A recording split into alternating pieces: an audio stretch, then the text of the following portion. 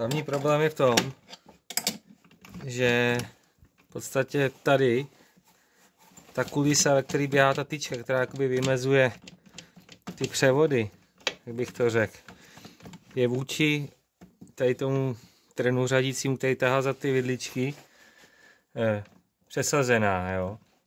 Teď jsem přesně uprostřed a ten trn je na té první vidličce, který řadí jedničku a dvojku, takže když já bych teďka s tím zařadil, tak tam hážu jedničku a dvojku.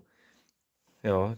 Když to posunu ještě i doprava, teďka, takhle, to jsem v té drážce jsem, kde je 5 a zpátečka, tak ten řadící ten je tady na té prostřední vidlice, která řadí 3 a 4.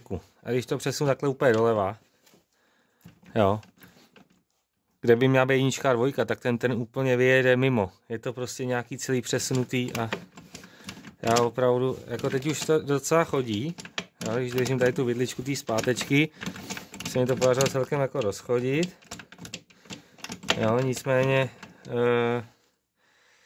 prostě je to posunutý, já nevím co s tím, protože jsem to vůbec hrubou sílou žádnou nerozdělával ani neskládal, teda kromě tady 5kového kolečka nahoře, co bylo nalisovaný strašně na fest, jo, ale jako nevím, kde je problém, jo, jestli, já si myslím, že když bych tady tu kulisu vyndal, že to bude řadit normálně, ale asi jako úplně bez té kulisy by to fungovat nemělo. Tak kde je kurva problém?